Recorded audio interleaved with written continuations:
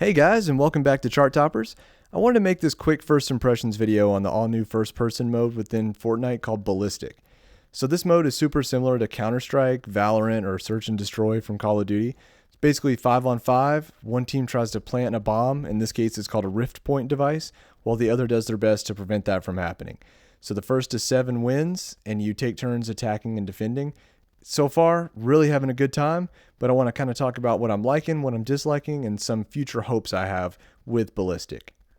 So first up, let's talk about what I'm liking. So the first person perspective is awesome. I've always wanted a first person mode in Fortnite. I preferred third person games, but it's always cool to just see what Fortnite would look like in first person, and honestly, it looks amazing. And I've always considered Call of Duty to be the gold standard of first person gunplay, and this feels just as good. It really controls great. I didn't have to fiddle with any controls or sensitivity or anything. It just started it up and it felt perfect right off the bat. It's also nice to finally have a use for the hundreds of weapon wraps that I've been collecting for years. In third person, the wraps really aren't that noticeable, but in first person, the wraps look really good and they make me want to actually switch them out for the first time since they were introduced. I also really enjoy the tactical feel of this mode. So I've always enjoyed Battle Royale because I can win games using strategy and not just my video game skills, which admittedly aren't the best. So Ballistic kind of has that same sort of feel. So if you can manage to get a full team of 5 people all using mics, maybe you know them all in person or you've played games with them before, Ballistic could easily be one of the most tactical and fun modes within Fortnite. Finally, I want to highlight the UI. So Ballistic has a really clean UI that looks familiar within Fortnite, but it reminds me of something you'd see in like a Rainbow Six game or something. The shop menu in particular looks really good. It has a really nice clean look to it.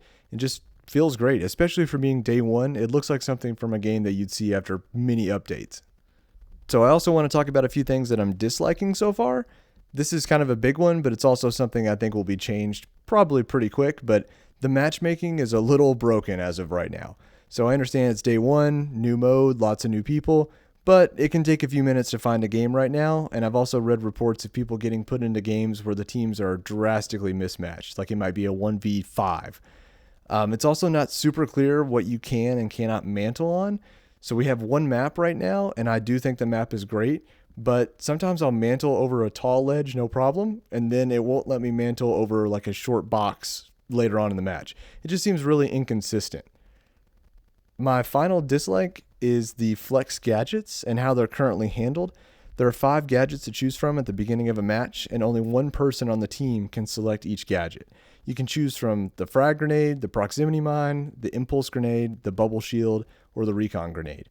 All the gadgets are great. I don't have a problem with the actual gadgets themselves, but I don't love the idea of locking you in to only be able to select one in a match. If you're playing with a team you knew, it probably wouldn't be a huge issue, but when you're playing with random people online, it can be really frustrating when the person who selects the gadget you like forgets to even use them or you don't notice them using them at all. So that's just really frustrating. Finally, I want to speak to my hopes with Ballistic. First, the more maps, the better. The map we have is very good, but I would love to see some more classic Fortnite map locations turned into Ballistic maps. This seems like a great way for Epic to pump out content without having to always create 100% new maps.